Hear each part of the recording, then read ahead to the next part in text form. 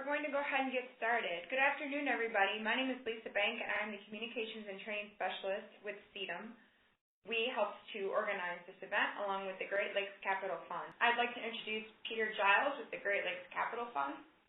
Great. Thank you, Lisa. Welcome, everyone. I will be presenting, as well as a partner of mine, Paul Breckenridge. Paul owns Breckenridge Consulting Services, in which he acts as a consultant on new market transactions, new market tax credit transactions. He's closed about $500 million worth of new market projects. The partner of Great Lakes Capital Fund on our new market efforts, and we're presenting. So we have an agenda, as you can see on the second slide, where we'll run through a couple things here. First, a little bit of background into my organization, Great Lakes Capital Fund, and then specifically CapFund New Markets. We'll also just give an overview of the tax credit, projects that are eligible, how the benefit works, and then some of the limitations and complications of the tax credit. So without further ado, I think we can jump right into our first section here, which is titled CapFund New Markets. So I work for Great Lakes Capital Fund, but we have a subsidiary titled CapFund New Markets.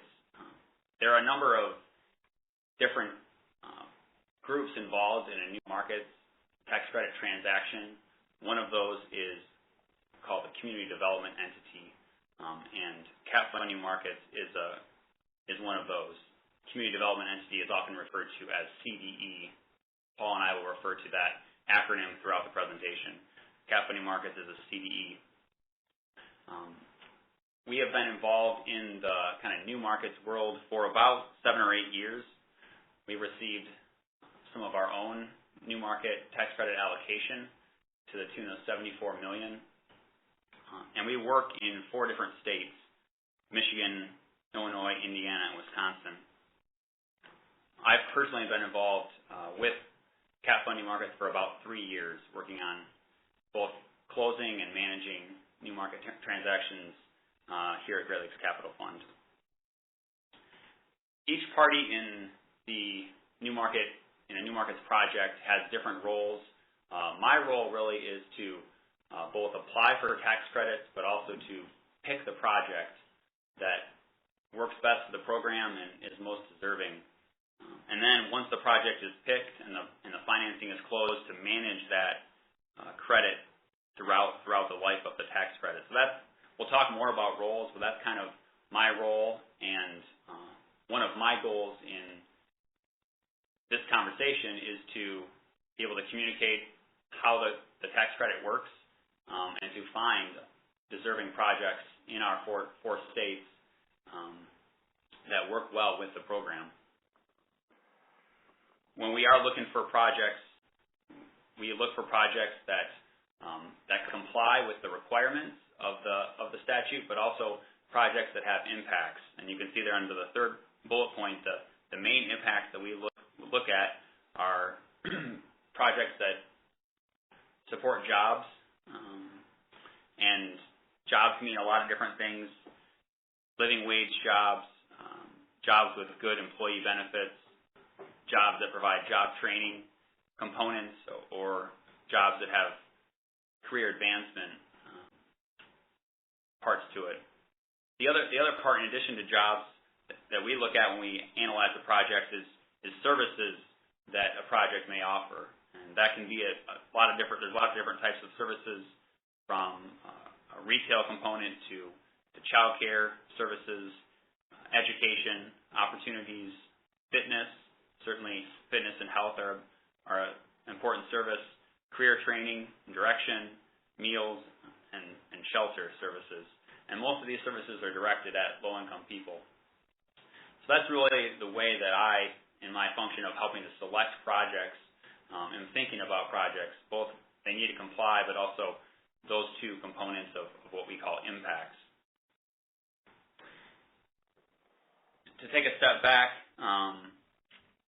CapFund New Markets is a subsidiary of Great Lakes Capital Fund, so that's our parent organization. Some of you may have heard of Great Lakes Capital Fund. We started in Michigan in an effort to bring investment to the state of Michigan in the form of low-income housing tax credits. And we've expanded from there to Indiana and then to other states throughout the Midwest. Our main goal is to bring capital to places that have a hard time attracting capital on their own, or to types of projects that have a difficult time attracting capital.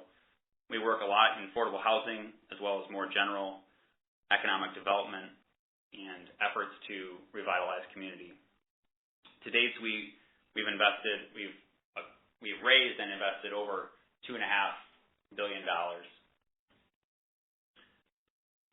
All right, I think that's enough of an introduction into Great Lakes Capital Fund. One thing I will mention, and we'll talk about this throughout the time, is that this program is flexible and it can fund many different types of projects. And I'll just name off a couple that we've actually funded using New Markets tax credits to give you a little bit of flavor for what that looks like. We funded a rural paper mill in northern Wisconsin that recycles paper, puts out tissue paper. We've helped to finance a mixed-use project in Moline, Illinois that has an office and a retail component. We've financed a charter school. We financed a youth-focused community center on the south side of Chicago. We financed a grocery store in West Milwaukee. And most recently, we financed a culinary arts center for a community college down in Indianapolis. So it's quite a flexible program in terms of what it can finance, but there are some restrictions, and so we'll get a little bit more into kind of how the program works and what a project needs to do to fit within that program. So to the fourth slide, New Market Overview. As an introduction to the tax credit, it started in the year 2000 as a part of the Community Renewal Tax Relief Act. It's a federal tax credit, obviously. And as I said earlier, its goal really is to encourage private investment in places where private investment might not be made on its own. And the hope is that that private investment will create jobs and create economic development. A good way to look at this credit or this subsidy is that it is meant to fill gaps. So we often look at projects that either exist in communities where the financial structure of a project does not complete the total development cost, and so there's a gap, there's a financing gap there, and something like New Market tax credits can come in and fill that gap. Or projects where, based on the community or the individuals that project is serving, say it's a non-profit facility and the people being served don't produce the cash flow to pay for that sort of facility, and so there's a gap. There's a gap created in the financing structure, and this can come in. It's not a complete subsidy. There has to be other private investment, but it can come in and fill that gap and get good projects done in low-income communities. On the federal from the federal vantage point, it's a very small program, but it's been an effective program, and it's produced a lot of investment in our communities, in our low-income communities, both throughout the Midwest and throughout the country. Thus far, about $35 billion of total investment has been made on New Market, at least $35 billion on New Market projects. $10 billion of that is really New Market equity that's gone into the project, the subsidy, so to speak, and $25 billion, the remainder, is private investment, bank lending, other forms of equity that have gone on to make those projects work. And so it's had impact. It's had impact in my community and probably in many of your communities as well, whether you know about it or not. One of the interesting parts of the New Markets tax credit is that it's not a permanent part of the tax code the way that the low-income housing tax credit is. And so as a result, it has to be reauthorized by Congress either on a every year or maybe every other year, depending on how far in Congress authorizes it. Where we stand today, it's been authorized for 2012 and 2013, but not yet for 2014. So I think we'll mention this in a couple different places, but we actually expect to hear either this week or next week on the awards for the last round of tax credits that's currently been authorized. Although it's our expectation that, as Congress has done for the last 14 years, they'll continue to reauthorize it on a kind of year-by-year basis. But it's not a permanent part of the tax code. It's a goal to have it that way, but not yet.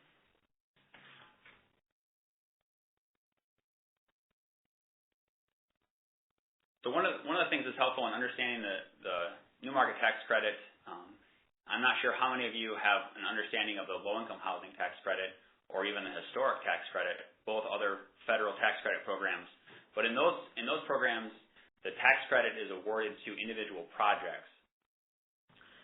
The project applies either to a state agency or to a federal agency for the tax credit, and they're awarded on an individual basis, as they comply with the statutes. In the new markets tax credit, my group, and so in this case, CapFund New Markets, a CDE, is the group that actually applies for the tax credits to the CDFI fund, which is a part of the U.S. Treasury Department. And so the CDFI fund then awards those tax credits to an organization like my own, and then we are the ones that make the project-specific decisions. So that's a different component as you compare it to other tax credits or federal programs. And the CDEs can be different types of organizations. A lot of them are like ours, nonprofits. Some of them are municipal agencies, so the city of Indianapolis has their own CDE that applies for tax credits. It can also be a real estate developer that forms a separate entity and applies for tax credits. In our case, our CDE is a part of Great Lakes Capital Fund, a nonprofit community development finance organization. Another important part of this program is that because of the flexible nature of it, it's quite competitive in two ways. One, it's competitive for me to receive tax credits, and then it's very competitive also at the project level for projects to apply to individual CDEs for those tax credits. And so it's important that while there are programmatic requirements to being involved for being eligible, generally a project has to kind of go above and beyond just being eligible to actually receive the tax credits. And Paul will talk a little bit about those requirements in just a second. But that's where impact, in the beginning I mentioned jobs and services to low-income people, a project can differentiate itself by delivering a lot of those through their project, either jobs or services. As I mentioned on the first side, CapFund New Markets has received 2 awards totaling $74 million of New Markets tax credit allocation to date. We hope to hear good news in the coming week about receiving a 3rd award. So the next slide 6, is kind of just a depiction of kind of the different parties involved. We'll get later on in the presentation. We'll get to more of a structural kind of layout diagram, but this shows that, as I said earlier, the CDFI fund, who manages the program on behalf of the Treasury Department, they allocate kind of authorities to the CDEs to both pick projects and then manage the credit, and those CDEs pick projects. The acronym is Qualified Active Low-Income Community Businesses, QUALIC-B, that actually are invested in, that exist in the low-income communities.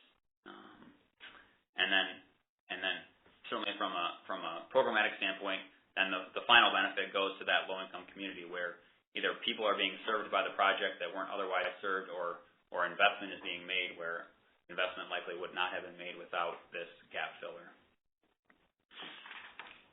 So I think we'll take just a second here and unmute folks so that we've kind of just we'll get into more of the specifics, but painting a little bit of an overview.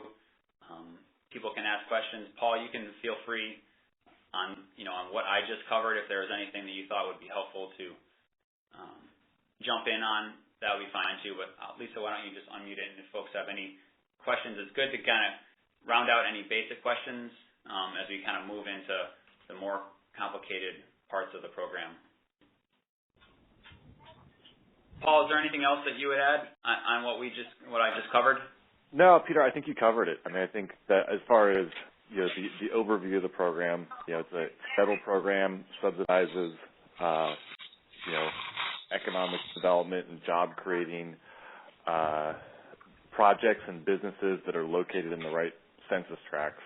And what we're really hoping today is that the folks that are on the phone can learn about this program and can think about how it might relate to the communities that you work in, and to think if there may be projects or businesses that you're aware of that are seeking that can't quite push it over the edge to make their project or their business become a reality, or to expand how they want to expand, and could potentially utilize this program to help make that happen. It's a competitive program, and really kind of, again, the point of our effort here today to make this presentation is to just widen the number of people who are aware about the program and who are able to utilize it, so that we can meet the policy objectives of the program, which is economic development and job creation in lower income areas. Okay. I'm guessing that you're going to get into more details about the timelines and qualifications, those details and stuff. Yeah, we can certainly do that. And I don't know that that's actually one of our slides, but I can touch on that here in just a second if you'd like. Okay, thank you. In fact, I'll just do it right now. Basically, the way that it works, I think Peter kind of touched on this, but there's the CDEs, or the groups like Peter's, apply to the Treasury Department, and that happened last fall. We're going to find out next week if they get an award. We've got our fingers crossed that they do. If, like, for example, Peter's group, his CDE gets an award, then he will be looking for projects that can close. That means if you're a real estate project, start construction in roughly the next 12 months. The sooner the better. If the project that you have in mind is not on that timeline, it's still of tremendous value to be in touch with groups like Peter's and to make him aware of projects that may be a 2016 or a 2017 project, so that he can be he can have that project in mind as he's applying in future rounds for allocations. But really, the main thing is that if you're aware of projects that you think qualify and think might be a good fit for the program, the best thing you could do is to be in touch with CDEs like Peter's group as soon as possible, so that he's aware of it, can help get you on the right path.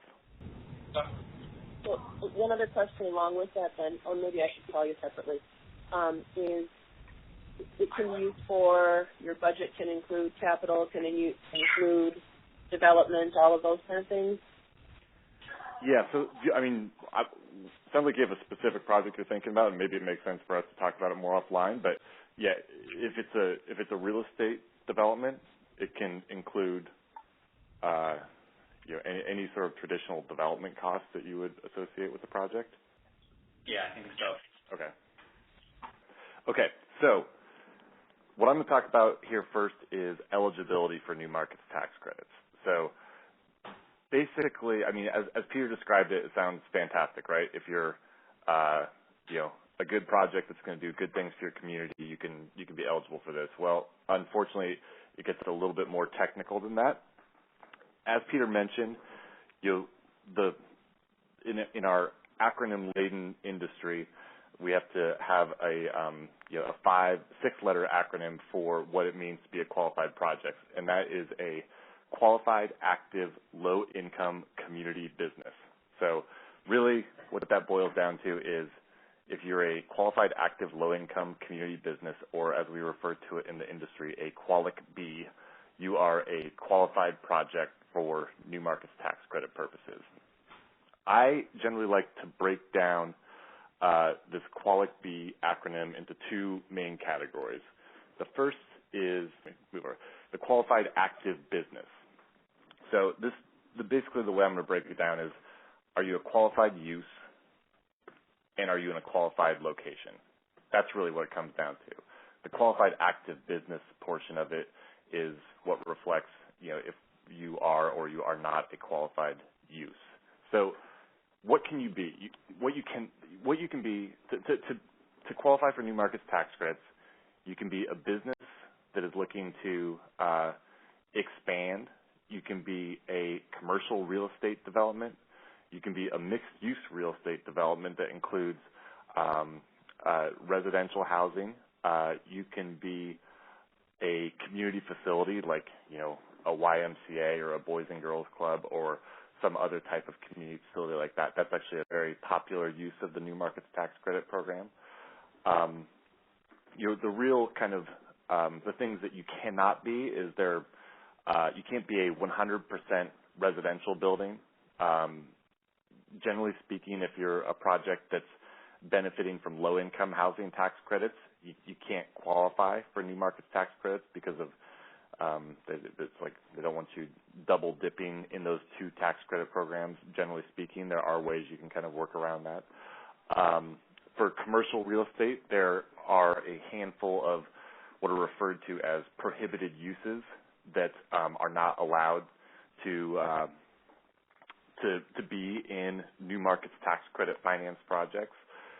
I don't think we listed off those prohibited uses in these slides, but there's things like suntan facilities, gambling facilities, massage parlors, those types of kind of, quote-unquote sin uses. Generally speaking, that's not prohibitive because the people who are, generally trying to access this program are not usually kind of targeting those types of uses for their projects anyway. But it's good to know on the early end of the look into this program of whether or not you qualify.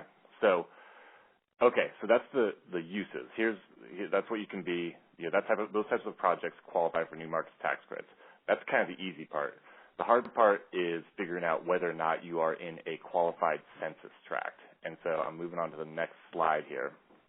We're going to give you kind of the breakdown of what it means, what you have to do to be in a qualified census tract. That said, if you're not familiar with New Markets Tax Credits already, what I would recommend is if you have a project that you are thinking might be a good fit for the program, just email the address, like the physical address of the property or the business to Peter or myself or to both of us, and we can look it up in 2 minutes and tell you whether or not you qualify for the program. But to kind of go into a little more detail, it's based on census tract, and to qualify for the program at all, you need to be in a New Markets Tax Credit qualified census tract, which means that the census tract either has a poverty rate that's greater than 20% or a median family income that's less than 80%. So that's just the program threshold. Now, that said, the program has gotten so competitive, as Peter has mentioned, that to really kind of be competitive for the New Markets Tax Credit subsidy, you have to be what is referred to as additionally distressed, which bumps up those criteria a little bit, meaning that you either have to have one of the following three characteristics: either a poverty rate of greater than 30%, a median family income of less than 60%, or an unemployment rate that is greater than 1.5 times the national average. So we go through a few examples here. The example A looks at, so let's just say it's this property that's got a poverty rate of 32%, a median family income of 70%, and unemployment of 1.17 times the national average. Well, yes, that one qualifies for the program on both poverty and median family income, and it qualifies as, quote unquote, additionally distressed by virtue of having a poverty rate of 32%, which is greater than 30%. On example B, we show that you've got 24% poverty, 88% MFI, and 1.9x unemployment, which, again, this qualifies for the program only by virtue of having a poverty rate of greater than 20%. But then it qualifies as high distress because while the poverty rate isn't greater than 30 and the MFI is not less than 60, it does have an unemployment that's greater than 1.5 times the national average. So that qualifies. And then the third one, we just wanted to illustrate this particular point. This site is located in a census tract that has an 18% poverty rate, an 83% median family income, and 2.1x unemployment. Well, unfortunately, this site does not even meet the initial program threshold. This is just to illustrate that to qualify for the program, you have to either hit that 20% or 80%, and this doesn't hit either. And so even though we have the 2.1x unemployment rate, that's not a characteristic that allows for program qualification. It only allows for designation as additional distressed. So this third site would not qualify for the program. But really, the main takeaway here is if you have a project that you think qualifies, shoot us the address. We'll look it up in a second and let you know if it works or not. There's, Paul, just to mention, there's actually the CDFI fund has a website where you can look up projects. It's pretty difficult to use. There's also a couple accounting firms that specialize in new markets, and they have mapping tools that largely is what Paul and I utilize. And so through that, we can actually pretty quickly type in the address and look up the distress characteristics of a given census tract and get back with you on that way. Mm-hmm. Yep, definitely. Okay, so this is the last eligibility slide here, so I'll go through this and then we could take a second and take some questions again. So CapFund, what is it looking for as far as project goes? So the first bullet is pretty clear. We need a project that qualifies and is high distress. We, CapFund, said in our application that we would do projects that are high distress and don't just meet the program threshold. Secondly, we're looking for projects that are really important projects to communities and can deliver demonstrable community benefits. And that could be in a range of different ways, as Peter mentioned. It could be a business that is looking for some additional capital to expand its facility, which is going to allow it to hire another 40 people. That would be a great project because obviously jobs are critical. It could be as we mentioned, a community facility that's going to be providing essential services for low income or homeless people. Again, an excellent use of the New Markets Tax Credit Program. We just really want to be able to look at a project and be able to make a clear statement about why this project is critical for the community in which it's located. Third is the financial feasibility. We're going to get, in a second here, we're going to get a little bit deeper into what New Markets can do to you.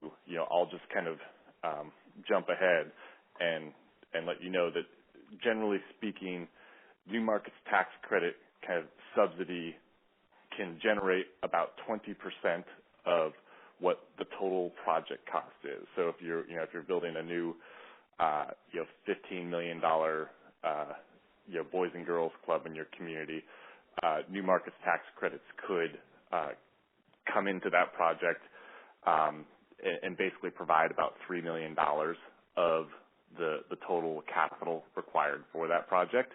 So what we really want to do is since we need to get this allocation out within a fairly short amount of time, we want to look for projects that have a gap that is right around that 20% kind of marker, so that we can get make sure that we're using the subsidy, this scarce federal resource, on projects that are are close to being shovel ready but need that little extra push to get it across the finish line. Projects that maybe are just a concept and don't have any of their other capital in place yet are projects that we still certainly want to know about and track as they evolve over time, but they may not be ready to go for receiving a commitment of New Markets tax credits immediately. So and then again, to that same point of project readiness, to the extent that it's a real estate project, we want to really kind of dig into all the factors that allow for a project to move forward and close. And close, in our mind, means start construction with a fully entitled and permitted project that has all of its funding sources in place, a reputable contractor to the extent that it's a real estate project, guaranteed maximum price contract, that type of thing. So those are the types of projects that we're looking for. So let's take a second and see if folks have questions about New Markets tax credit eligibility. Is there a minimum project size or dollar amount where below that it doesn't really make sense to go through this? I was going to get into that in the next slide, but essentially I think we generally think with a total development cost of around $5 million, kind of the lower threshold. These projects are pretty highly structured, and so the closing costs can actually be pretty expensive, and so you need to have enough in there to kind of overcome that and make it worth everyone's while. So that's done smaller projects, but generally that's kind of our gauge. So we'll get in here a little bit about the different players involved, and in a second I'll go through kind of, you can see to the left of the slide, or on the left of the slide, steps 1 through 6 illustrate different financial transactions involved in a closing of a New Markets project. But to just talk a little bit, make sure everyone's familiar with the players. As has been discussed, my organization, CapFund New Markets, is the CDE in a project. We are the ones that apply for the credits, receive them. For an individual project, we would form a subsidiary CDE and say it was a $10 million project, as this one indicates. We would allocate $10 million of tax credits to that sub-CDE there in the middle of the page. So those two boxes involve our organizations. Up in the top right, you see New Market Tax Credit Investor. They're the ones that actually purchase the tax credits, and it's the cash purchase of those tax credits, which all cash comes in up front. The tax credits are received over 7 years, but the cash comes up front, and those banks essentially do it as an investment. They put in cash up front, and then over 7 years they receive tax credits, which they can use to offset their tax liabilities to the IRS. There are about 4 main banks that participate in this program. There are other smaller ones, but the top 4 do most of the activity in New Markets projects. The other side, on the top left there, you see a box titled Lender. That's the other capital that would fund this project. So the New Market investor in a $10 million transaction would put in approximately $3 million. That's the New Market tax credit equity. The remaining 7 has to come from other sources, and this can actually be, although there are restrictions, they can be pretty flexible. Sometimes the box lender actually signifies a true bank lender that lends money into the middle box there, the investment fund, and that money is used to fund the New Markets project. In other cases, if it's say a not-for-profit project that's fundraising, that lender could actually be fundraised dollars that are put into the new market structure to make it work. That loan, number one there, is generally called a leverage loan because the loan or the dollars that go into the fund are leveraged up in the new market transaction. Other ways that this gets done is that lender box could represent dollars from equity of the sponsor. So the sponsor actually has either capital that is from retained earnings or capital that is borrowed, and they put their own money in at the lender level that goes through the new market structure. So it can take different forms. A couple things, important things to know about that money coming in from the lender. One is it must be pretty flexible because it has to comply with the requirements of the new markets tax credit. That lender, if it were a true bank lender, would not have a direct mortgage or direct collateral to the real estate project or the business project the way that it traditionally would. It makes a loan to the investment fund, and the investment fund lends to the sub-CDE. The collateral is actually held by the sub-CDE. So that's an important fact, and sometimes a tough fact for banks to get over if they're being asked to lend into a new market structure. They will not have direct collateral for the 7 years of the program. The other thing is that generally, although there's some workarounds that you can make, the loan will not amortize starting day one. It will be generally interest only for the 7 years and start to either have a balloon payment or amortize after that.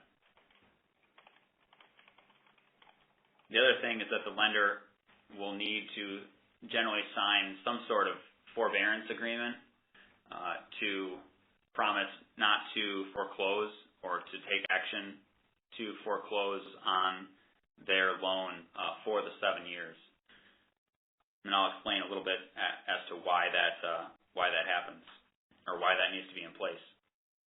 So those two top boxes, the new markets investor and the lender, they both deposit their money, in this case $3 million from the new markets investor and $7 million from the lender into the investment fund. That investment fund makes an equity investment into the subsidiary CDE, and it's that investment that really triggers the tax credits. And once that investment is made, although interest or fees move up the structure from the sub-CDE to the investment fund, the principal or the investment amount cannot go back up to the investment fund for all 7 years, or else the tax credits are at risk, which is the reason why the loans don't amortize and the reason why foreclosure efforts cannot happen. So once, in this case, number 3 represents a $10 million equity investment into the sub-CDE that triggers the tax credits, then that sub-CDE, which is my entity, acts as a lender generally and makes a combination of loans into the actual new market project, the Qualit B that Paul described. There are different ways to structure, but the general way is that it would make 2 loans. One loan, signified here by number 5, would really reflect the loan made from the lender to the investment fund, loan 1. Similar terms, similar interest rate. The second loan from the subsidy to the project, signified here as 6, is generally the new market tax credit equity, the subsidy, the gap filler in this project that would be made, and the terms of that loan are pretty flexible. Generally, in this example, constitute fees for the operating the program. One other thing I'd add is that, as I said before, the subsidy will separate some of its tax credits into a subsidiary CDE. Generally, we don't put in any more than, say, 8 to 12 million of allocation of tax credits into a project. There are bigger projects that get done, but generally you have to have multiple groups like mine to participate to get a larger project done because the tax credits are so competitive. So this is kind of how the structure looks at closing. One of the things I note about the Qualic B is that not only does it have to comply both in its use and in its location, but it really should have a long-term commitment to the project. The program doesn't work so well for a real estate developer that's looking to build something and sell it or dispose of it within a couple years. A long-term commitment is expected for the Qualic B. The other thing, as Paul mentioned, is that for new markets really to work, the other financing pieces have to be in place. And in this example, really, the money that's coming from the lender, whatever form or shape that's in, number one there, that really has to be kind of agreed upon before a new market's closing can take place. So whether it's a bank loan or if it's fundraising dollars or if it's sponsor equity, that really has to be decided and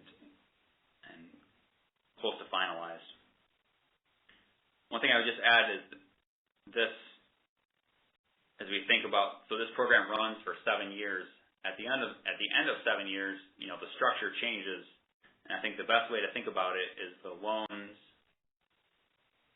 1 and 5, those will endure after the new market structure goes away. Whether they're refinanced or then they start to amortize can be specific to the project, but they'll remain.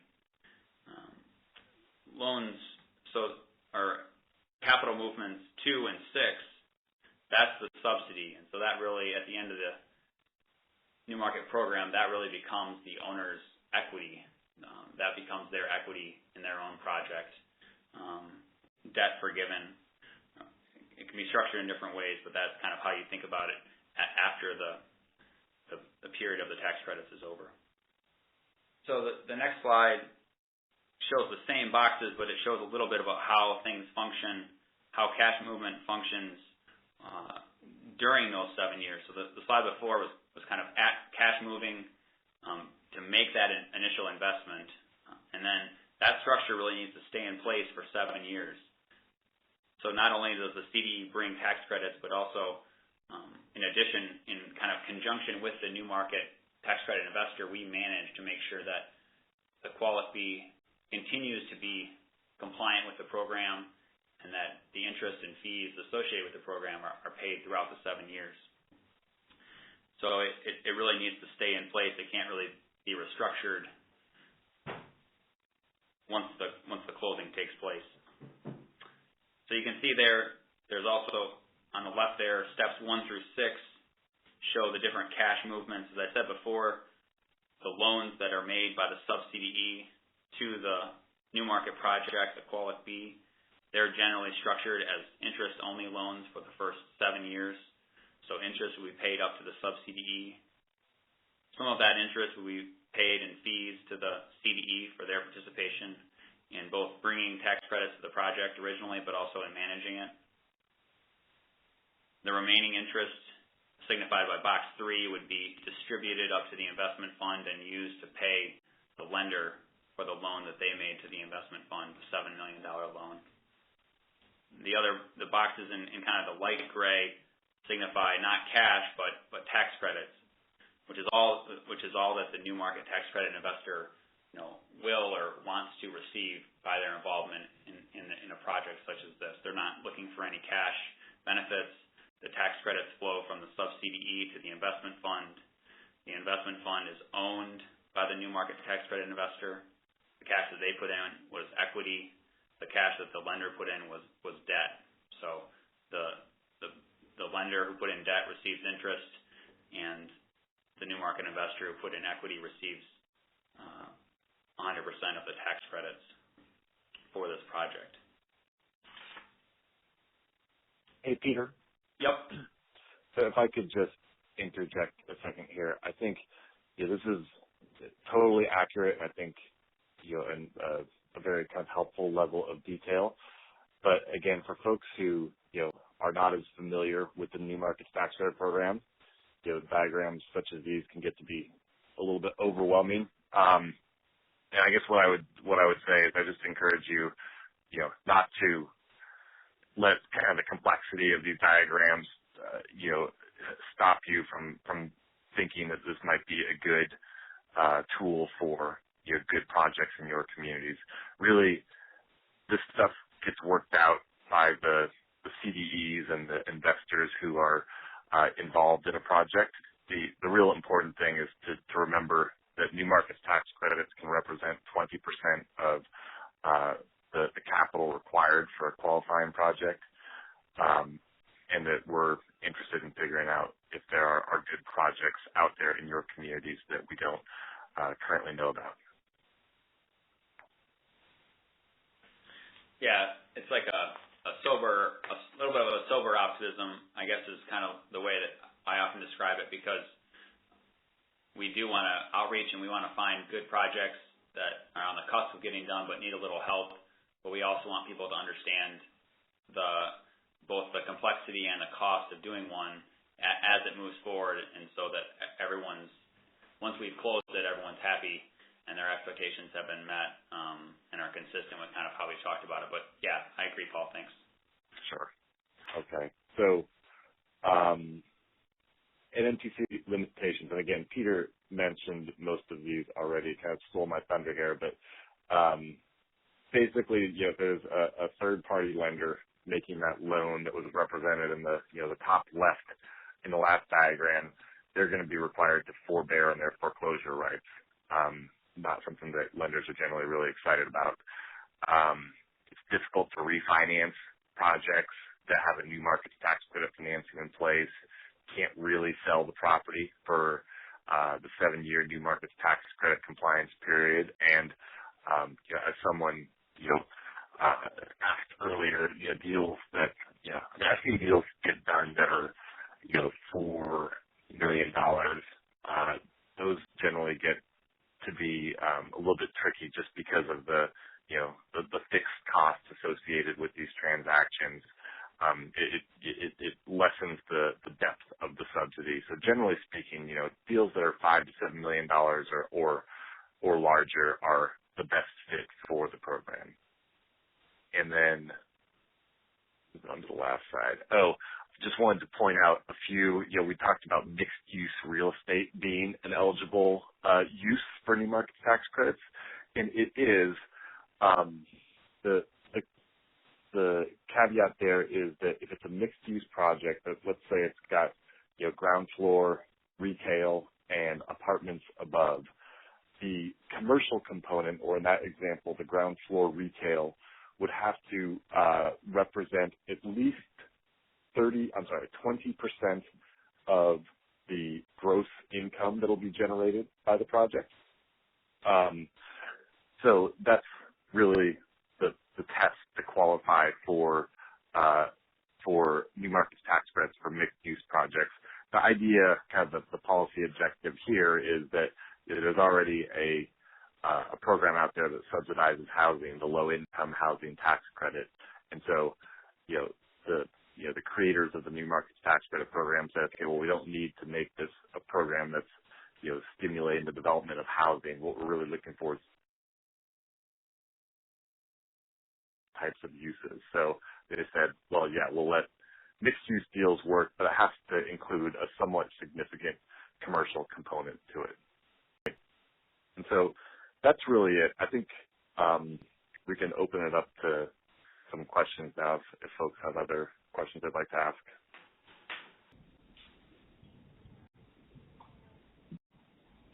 Okay. Well, then we'll wrap up. Thank you, Peter and Paul, for joining us today to help describe the New Market Tax Credits Program. Again, my name is Lisa Bank. I'm with the Community Economic Development Association of Michigan, a nonprofit trade association serving organizations doing community economic development in Michigan. If you're interested in learning more about CEDM, visit our website at cedm.info. If you have any questions related to this webinar, Peter and Paul are both willing to take questions at any time. Please either email me or Peter, and we will connect you with the correct answers. Thank you so much again for joining us today, and have a wonderful day. Thank you. Thank you. Thanks, Paul. All right, thanks, guys. Bye. Bye.